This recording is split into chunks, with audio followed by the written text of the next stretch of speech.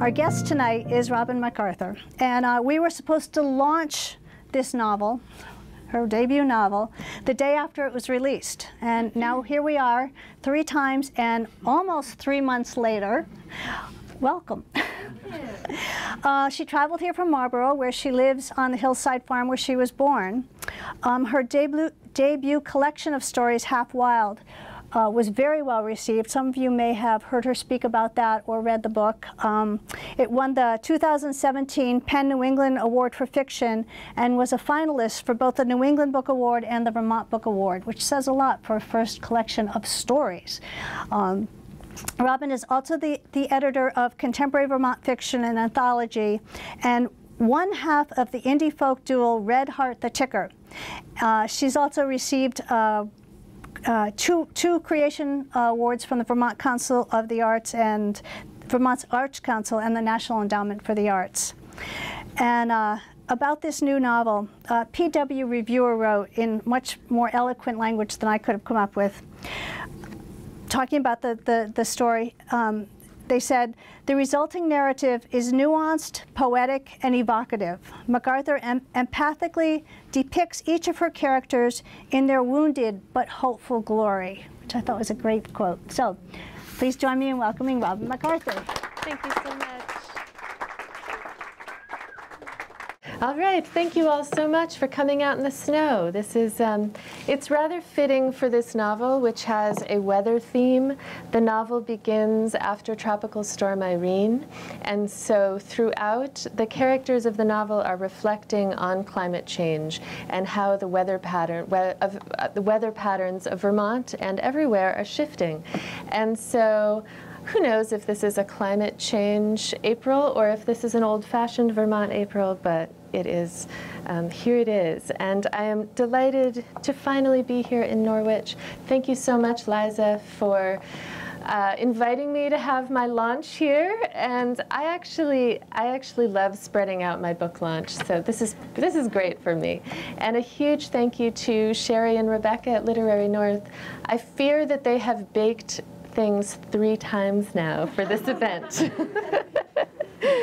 So I'm going to really enjoy the baked goods. This is my debut novel. It's very exciting to launch it into the world. I grew up in Marlborough on the land that my grandparents settled in the 1950s. And my grandmother had moved to Vermont from, she'd grown up all over the country in these communities that had very rich musical traditions. They're in the South. And when she moved to this farmhouse in Marlborough, there was no electricity, there was no running water, and she had 2 babies and soon had 3 more babies, and she really felt very isolated and very lonely. And she felt like the only way that she could get to know this landscape where she had settled was to know the stories of this place. And so she went out in search of the oral histories of southern Vermont and went around collecting folk songs. So she had a whole career collecting and performing folk songs around Vermont. And my entire childhood, she said, anytime there was a story, she would say, "Robin, you have to write that down." And so I grew up with her sensibility of the importance of stories and the way in which we are shaped by the stories of the landscape and the way in which we don't really know a place until we start doing that uncovering. And so this novel is, my collection of short stories has that also, is very much about place and about southern Vermont. But this is more explicitly about one family and 4 generations of that family in southern Vermont. And the secrets of that family, the beauty of that family, the layers of trauma and the layers of resiliency, and what has happened over the last century. So we have multiple points of view, multiple characters, one of whom is Hazel, who is 93 years old and dying. She has dementia, and so the ghosts have literally entered her present experience of the world. And we have Deb, who hitchhiked to Vermont in 1974 to join a commune. and thought that she was going to find this idyllic landscape that she read about in Thoreau's books.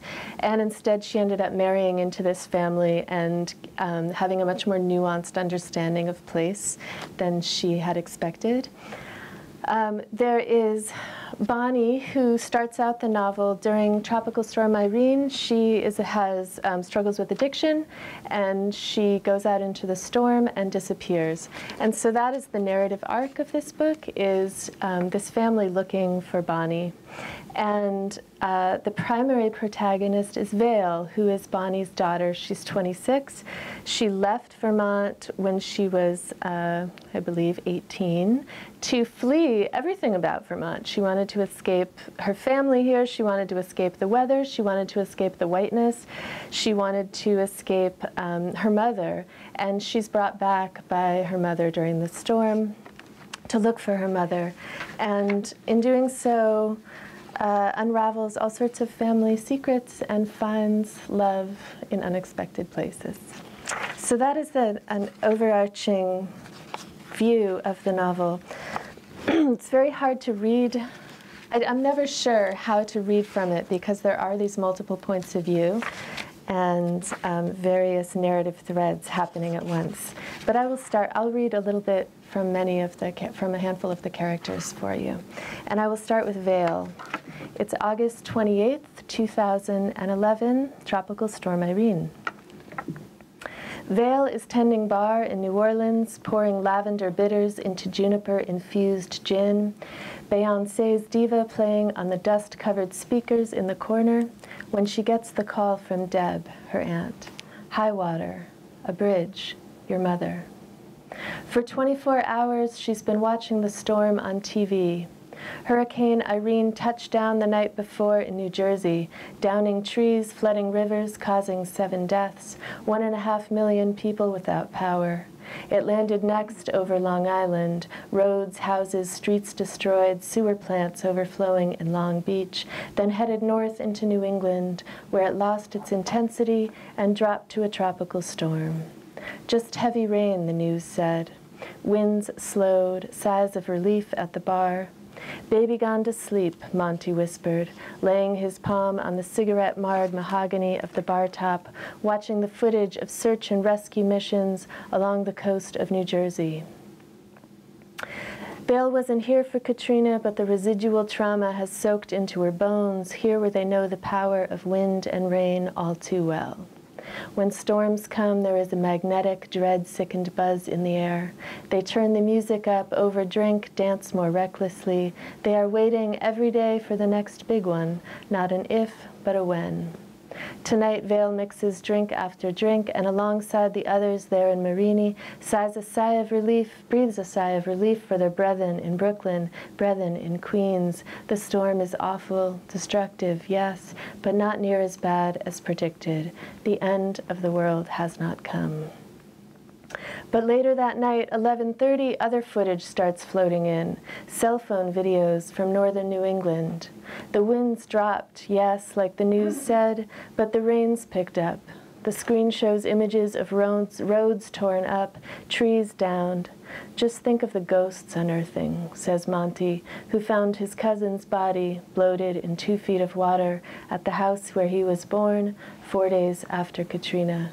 Vale taps her glass against his bourbon, says, they'll be just fine there. Vale is from Vermont. Hurricanes don't hit there. It's one of those places that is oddly immune to poisonous snakes, poisonous spiders, tornadoes, earthquakes, landslides. But the next shot is of a double-wide, green vinyl siding, black shutters being swept downstream. Vale passes another maker's mark to Monty, who starts to shake visibly. Vale's mother, Bonnie, is in one of those river towns being torn up right now by floodwater. The storm, according to the news, has dropped 11 inches of rain in 8 hours. Creeks have surged, river depths soared. The screen shows a 250-year-old covered bridge collapsing and going under. Vale reaches for her phone and calls Bonnie's landline, but the number is disconnected. She gets the call from Deb, her aunt, a near stranger, an hour later. Deb's voice is scratchy. She must be standing at the top of the field above Hazel's house, the only place there's cell reception there on the farm. Bridge, missing 8 hours, she shouts, her voice breaking up in places. Vale feels a cold stillness. She takes the phone outside into the street's warm air. What? She says. Deb repeats herself. She's shouting over the sound of the rain. Vale's mother, she said, walked out into the storm 8 hours ago, was seen by a neighbor walking toward a bridge that collapsed and hasn't been home since. They'll find her, I'm sure, Deb says, the last word rising like a question. The images register in Vale's mind, pieced together slowly. Okay, she says into her phone before hanging up. 18 years ago, Vale left home. She hasn't seen, 8 years ago, sorry. She hasn't seen her mother since. She looks up into the branches of the magnolia rising above her, puts her forehead against its thick trunk. She loves this city, its warm heat, its music, its light. She hates home, its silence, its whiteness, its holes, the people she left there. Bonnie, she whispers. The next morning she slips into boots, packs a bag, gathers her cash, and walks herself to the bus station on Loyola Avenue. And then we leap backwards in time to 1956, to Lena, who is Hazel's younger sister. She's a recluse, she's a hermit. She lives in a cabin on the hillside above the farm, has a pet owl. My husband's eyes are the color of moss, the color of fern. I've never seen eyes that color, certainly nowhere in this town or on this mountain, earth-colored, speckled with light. I'm living in what used to be my grandfather's hunting camp, one room made of hemlock and spruce, still dank with the smell of whiskey and deer hides, a place where I keep my bird books and this notebook and the photographs I cut out of outdoor life and field and stream. The Battle of Tejan took my father, and Lex, my sister's husband, came back from that war distant, drinking too much, averse to shoveling shit and milking cows. Who wants anything to do with a world like that, sick with killing, nuclear? My place, wool blankets hung over the windows to keep out the drafts in winter, a battery-operated radio that plays Little Richard and Patsy Cline and Louis Armstrong. Buckets of creek water lined up near the door, and Odie, my one-eyed barred owl, found on Route 100, hit by a truck and barely breathing.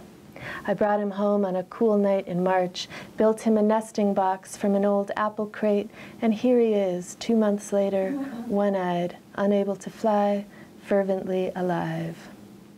Fervently alive, Odie, I call out. He purrs, and it's just he and I, these letters I chicken scratch while Satchmo sings Mac the Knife on the radio. Mouse, I call out, laughing and handing Odie a live one pulled from the trap by the tail. He swallows it whole, blinks his thank you. In the daytime, clings to my shoulder wherever I go. The barn, the field, the woods, anywhere but near houses or towns, their cool stares and many eyes, their imposing expectations, every one of which I've failed. I avoid my sister's house below, too, its polished floors and clean lines, and Lex's fiddle on the back porch late at night, 100-year-old melodies leaking up into the sky. I'm like the three-legged coyote that lives nearby, the one that crosses the field in the evening, sticks to the darker edges. Like this morning, dawn, mist rising out of the valley, over the sunburnt trees, over the orchard and Silver Creek and the pines, you, my friends, who stand upright at the top of the hill. So that is Lena, and her voice will keep weaving itself through this story. One of the things that the book, if I were to try and say what it's about many things. But I agree with Faulkner, who says the past isn't even dead, it's not even past. the past isn't dead, it's not even past. And so structurally, I've interwoven these voices and characters and scenes from the past into the present story because I want to show structurally in the novel how the past weaves itself into the present. And so then we jump to 1974, and Deb is leaving Pittsburgh and college to go join a commune in Vermont. I'm going to read you her second section, where she has hitchhiked her way to a commune and is just meeting the people there. There are 7 of them who live there, sometimes more. There is Ginny, thick auburn hair, long-limbed, a laugh like a seal. There is Tim, skinny, acne, unbearably shy, Feather, quiet, pale, and her daughter Opal, bearded Randy with a banjo, and a petite black woman named Bird. Bird? Yes, just Bird. She smiles at Deb, eyes gleaming. Ginny, in a loose dress and red rain boots, braless breasts and jutting collarbones, gives her the lay of the land. There is the farmhouse, ancient, paint flaking on the hill where they cook and rest and sleep and read. The walls are covered in artwork painted directly onto the plaster, a large, rough portrait of Emma Goldman with her arm around Martin Luther King, a picture of Woody Guthrie's guitar bearing the words, "This guitar kills fascists." Various poems and sketches of mountains, forests, deer. Where there are not paintings on the walls, there are bookshelves, pine boards resting on concrete blocks, filled to the brim and teetering in multiple directions. Deb would like to spend all day looking at those bookshelves, but Ginny is leading her out the back door to the vegetable garden downhill of the house, a sea of green, which Deb assumes from where she stands is lettuce and spinach and peas, but which, when she finds out, once she's standing closer, is mostly weeds. The seedlings are in there, doing their best to surface and grow, but weeds and rocks, Deb discovers in the weeks to follow, always win. There is a rusted school bus resting on large stumps where Opal was born, which now houses 3 ducks, 12 hens, and 3 roosters. There is a barn where Ginny tells Deb they plan to someday have goats, sheep, cows, and pigs. We want to make cheese, goat and cow's milk, and sell honey too. Wool from the lambs, Ginny says. Her grin is radiant, Spitfire.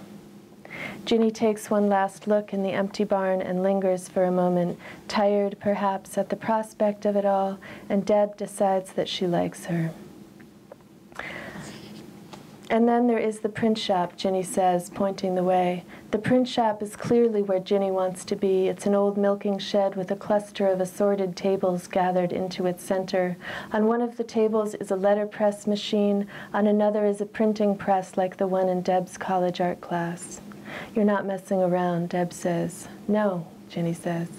There are stacks of papers everywhere, clotheslines running from one side of the room to the other, poems, etchings, and woodcuts pinned to them. There are stacks of flyers with a picture of Woody Guthrie's guitar on it.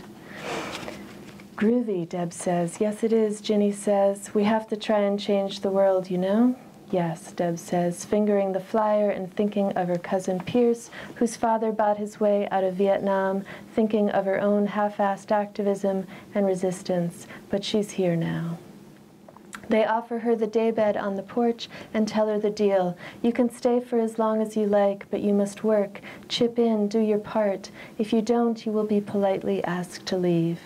It's Ginny who's talking, and Deb understands that Ginny is the wheel and the spoke around here, both the feather boa and the center that holds. She also understands that if Ginny politely asks you to leave, you say thank you and leave. In the farmhouse kitchen, Bird flips potato cakes on the big wood stove. A Nina Simone record spins on a table in the living room. Dandelions, sorrel, plantain, wild and foraged, Bird says, washing greens in the sink. Deb nods, pats them dry with an old dish towel, arranges them in the wooden bowl Bird hands her. They eat at a big table in the living room, making space for their plates amid the books, canning jars full of flowers, and candles stuffed in the necks of empty wine bottles. They laugh and tell stories. Is she dreaming? Deb is bone-tired, unable to talk or keep up. After a second glass of wine, she slips out the door to the screen porch. She takes off her pants and climbs under the heavy Army Navy wool blankets, surprised by how cool it is already out here in the dark. There are peepers, stars, an occasional cluck or crow from the school bus. In the distance, she can hear truck brakes from the highway, but that highway feels far away now. Moonlight falls on Deb's face through the battered screen, and at some point in the night she slips out from under the covers, opens the screen door, and steps out into that light. She's barefoot, bare-legged, an old t-shirt slipping off her shoulders. She thinks, here I am. She thinks, have I ever been alive before now? Her legs and arms are covered in goose bumps. She squats to pee in the grass, and the piss hisses, then steams between her bare feet. The air smells like grass, like wood, like the heat from the chicken's coop. My life, she thinks, it is just beginning. And now I will return to Deb in 2011, back to the through line of Bonnie and Tropical Storm Irene. 11 days and no sign. So this is older Deb. The main road still shot, the power's still out. Deb cracks an egg into a pan, throws in some greens from the garden. It's the same 24-inch wide white propane stove, now rusted, that Stephen put in 37 years ago. 37 years. The number sounds like thunder in her head somehow, ridiculously heavy. 37 years of knife marks peppering the chopping block. 37 years of clutter everywhere she turns. 37 years of photographs tacked to her wall. Angela Davis, Simone de Beauvoir, Woody Guthrie, Nina Simone, books of poetry scattered everywhere. Paley, Harho, Neruda, her wild-hearted late-life lovers who somehow make joy out of their own suffering. Thoreau is still here, too, that dog-eared paperback she carried with her everywhere from age 18 to 22. As you simplify your life, he wrote, the laws of the universe will be simpler. Solitude will not be solitude. Poverty will not be poverty. Deb laughs out loud, thinking of her young idealism and of Thoreau's mother doing his laundry. Deb still has a bucket under her sink.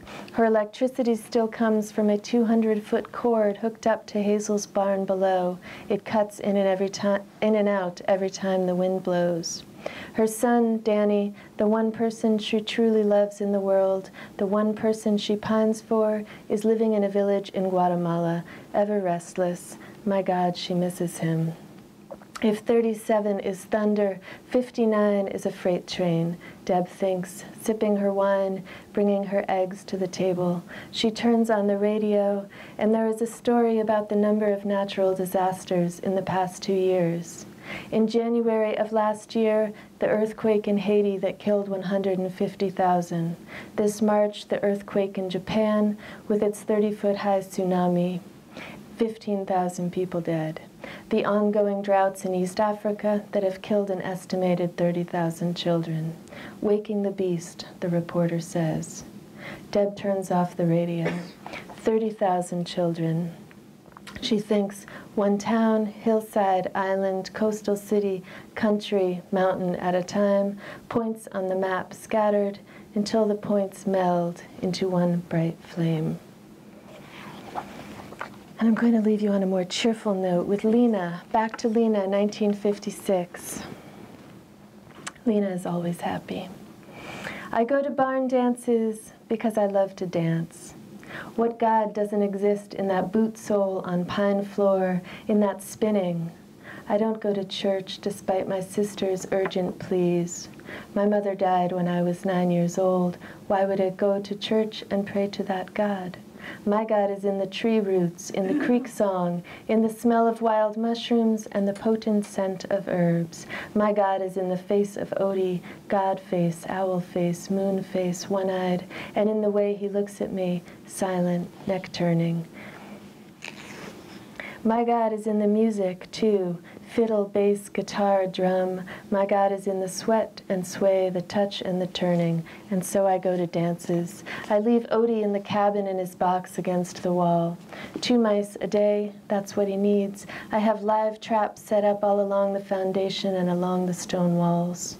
I ask Adele how to say thank you in her language, and she tells me it's Olini. So Adele is an Abenaki friend of Lena's who teaches her some Abenaki words. Olini, I whisper in the mouse's petrified ear. I slip out of my blue jeans and into an old dress of my sister's, peach-colored silk, pearl buttons, a stain on the hip, and a rip up the side I've mended with crude stitches. Will you ever learn to sew? My sister has asked me for years. My quick answer, always with a smile, no. I put my hair in 2 braids and don my wool hat. I put my boots on and take a sip of whiskey and say, how do I look? To Odie, who blinks from his crate, serene and mum. I walk down the hill and catch a ride with Hazel and Stephen. My sister brings a chicken pot pie, a jello mold, and a carafe of coffee. She eyes me and my dress sidelong. You're wearing that? I smile and touch the tip of my sister's nose, the cool line of it. She turns away, starts the car, drives. I turn around to talk to Stephen, my nephew, 6 years old and moss-colored eyes like his dad's. He's grinning at me, I am grinning at him. He asks where Odie is, and I tell him I left him at home with the stars for company, that he would be terrified by the dancing, think we'd all gone mad. I touch Stephen's knee and ask if he'll dance with me tonight. He shrugs, smiles, shakes his head. Lex is the one who plays the fiddle, the one with the fern-colored eyes, faint rims of black. When he plays, it is like his body becomes untied from this earth except for one electric wire that runs from his left toe to the top of his head. He spins around that wire, rocking this way and that, shaking, bending, flowing, and flowering. Most of the time his eyes are closed, but sometimes he looks up at the dancers, and when he does, he grins. And that grin is like a light bulb exploding in that wooden room in which we dance, in which the men are so taut and the women so stiff, their faces contained, but in that flashing bulb, for an instant, we all look so beautiful. I think I might break into something I was not before, a hawk, an ember, the petals of a beach rose strewing. Then he closes his eyes again, and the music plays on, and I squeeze the arms of the man who is holding me and let my body surrender to his rhythm and his strength, and we spin. Oh, the way the music draws lines of alizarin, lines of crimson around that room. I'm nothing like the ladies in this town in my crudely stitched silk dress, my men's boots, my fedora. I'm nothing like the ladies with their junior ladies' community club, the ones who bake pies for good causes and dress in nice, freshly sewn flowered dresses. Lena, I can hear my dead mother say every time I step out the door, her voice echoed in my sister's. The tone of their voices makes me pause, full of burnt molasses and smoke, a peculiar hunger. But oh, how I love to dance. This dress I don so it can swing, soft silk that twirls up and over my boots and about my knees. I love to hold men and have them spin me around, their muscles tight around my arms and back, my braids whipping across both our faces. That spinning makes me laugh, and that laughing makes head turns. But what do I care? I don't. What would caring be but a tether keeping us from the unhinged future that is free, Odie? I'm going to leave you there. This story winds and weaves on, and I can't give away any of its secrets. But I do want to, one of the amazing things about writing books that I hadn't expected is that I receive wonderful things in the mail. And this is from my great aunt, who sent it to me on January 18th, so a couple weeks after, 1 week after the book came out. And she ended up passing away 3 weeks after this. And she wasn't sick at the time that she sent this letter or that I received it. And this is what she wrote. And this is a great aunt who I was never that close to. Dear Robin, your new book, Heart Spring Mountain, is a wellspring and a fountain of life and God for me. You in your book say what it is. You open my own creativity, sometimes hidden in the upstairs attic of my past. Life has been and is good to me with its sadness and compensating. Love always, courage to be alive. I am reminded of Beethoven's Ninth Symphony, alive when he was deaf, the most moving statement of immortality I know. Love, Betsy. So that is the kind of thing that happens when you send a book that you've written out into the world. And I receive lots of letters that are very poignant and touching. And I'd love to have a conversation. Questions? Thank you all so much for listening. Yes? Hi, Robin. I was wondering if you could talk a little bit about your reading life and how it informs your writing life. It's really interesting. My reading life changes. Oh, the question is, what is my reading life like, and how does that inform my writing life? So I have to have a very different reading life when I'm working on a book. And so when I'm not deeply involved in a book project, I just try and read everything. And when I am involved in a book project, I have two very specific things I'm after. One is to find models for structure that might be helpful in terms of how I would want to structure my book. So I perused, I bought a ton of novels while I was working on this. And a lot of them I didn't love and I didn't complete, but I devoured the way that they were using structure and how they were handling multiple points of view and multiple time periods. And then I need to find the books whose language is a touchstone for me. So lots of poetry, which doesn't distract me from the story that I am writing, but is a touchstone for precision in language and music in language and imagery, powerful imagery. And then I have a select handful of books that I can return to that are the guides for a particular book. And for each of my books, those guides have been very different. But I do keep a stack on my desk of, for this book, it might have been 5 or 6 books that that I've read multiple times, and even just looking at them reminds me of what I am aiming for and what my aspirations are. So, yeah. Yes, hi. Hi. So I'm not asking you to divulge the answer, but do you know what happened to Bonnie? Have you read the book? Oh, yeah. It's interesting. I do. Okay. And I thought my readers would too. But, yeah. Yeah. Who has read the book? Oh, that's so lovely to have. And how many people know what happened to Bonnie?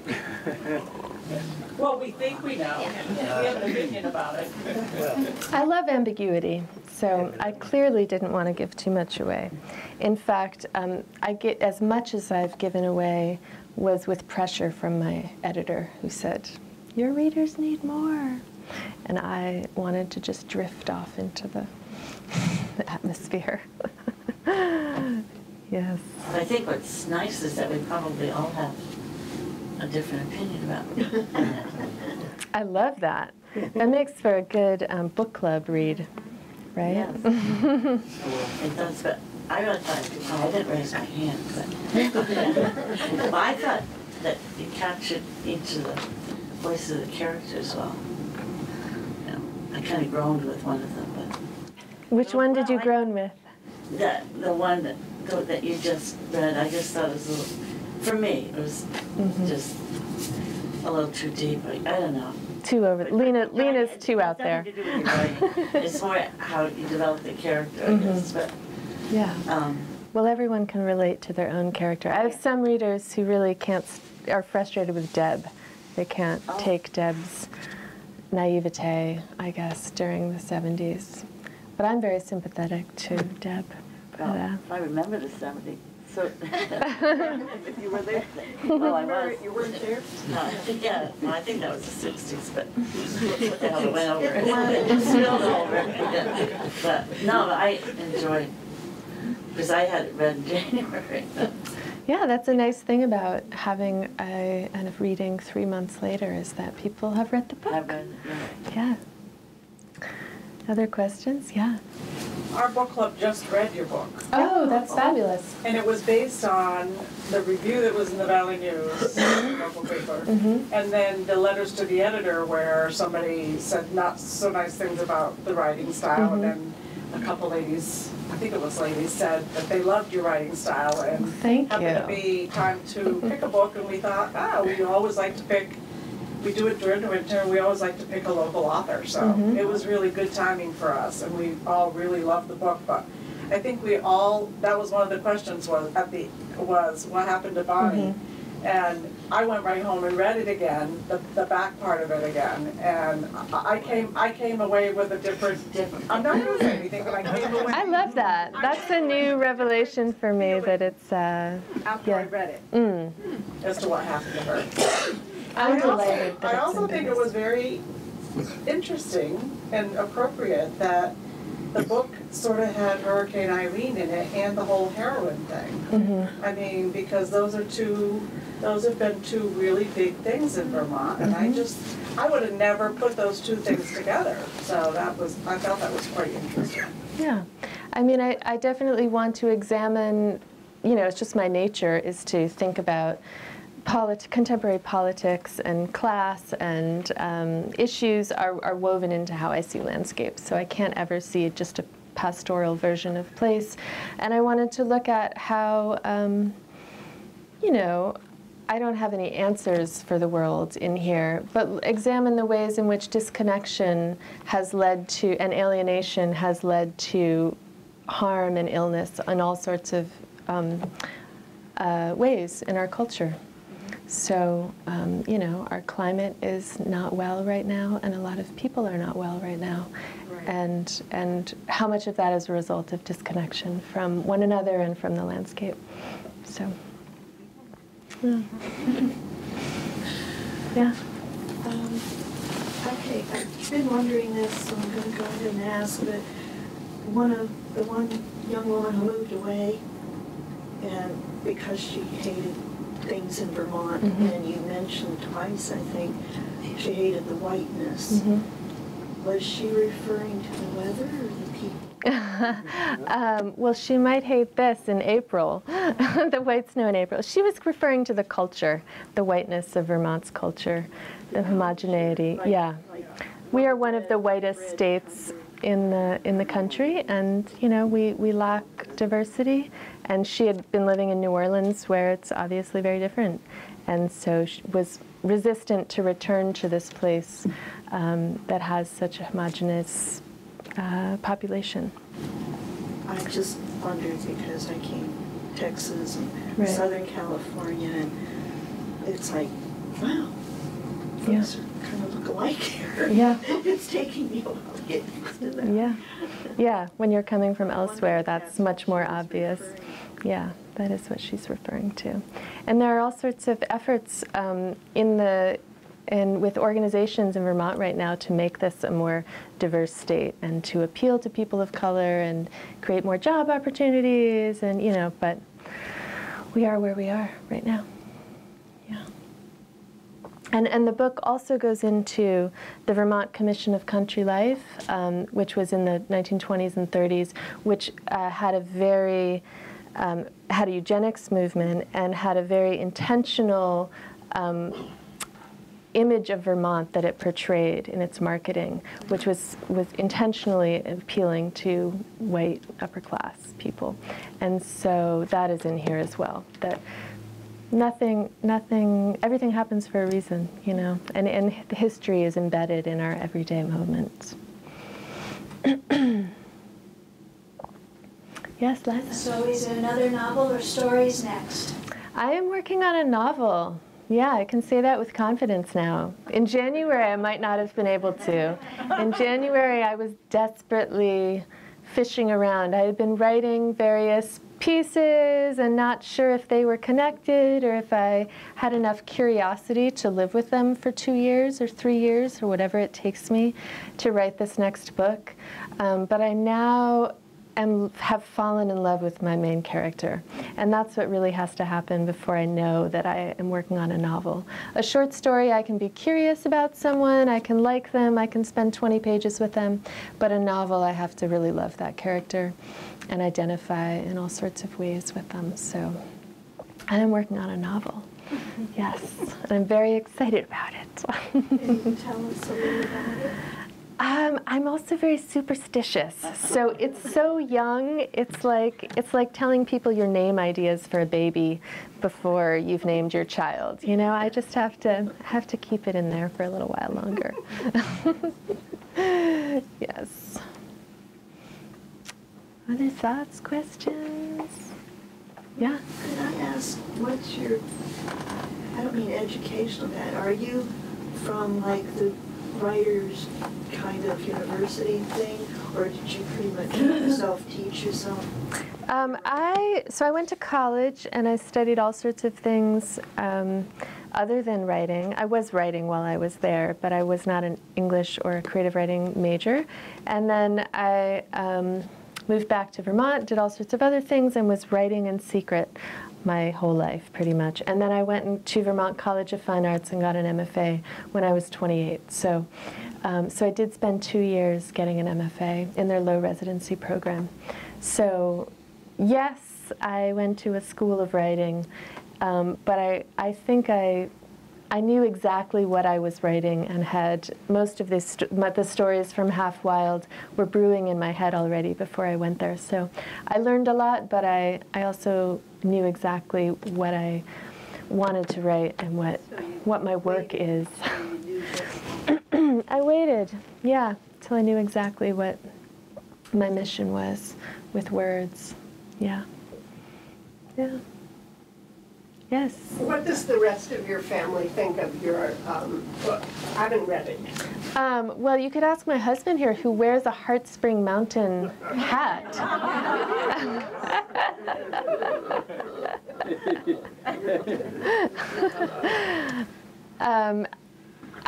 Everybody in my family loves my book. Yeah. Yes. Well, of course. Yes. My children have not read my book.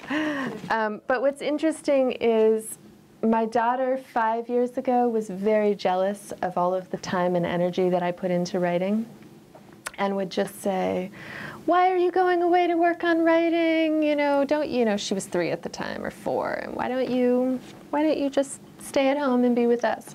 And now she's very proud that her mom is an author. So I just feel like all of that tension was so worth it. And yeah, I just went to a writing conference in Florida, and I came home, and I'd been gone for 2 extra nights. I was away for 6 nights because of blizzards and delayed airplanes. And when I got home, she snuggled in bed with me and said, "Mama, I'm just proud of you. I don't know why, I'm just proud." So, you know, that makes it all worthwhile. It's not easy writing a book, but that makes it worthwhile. Yeah. Other thoughts? That may be a good time to break, and people can get a book and have Robin sign it and have individual conversations. And thank you. Thank you so much, Liza.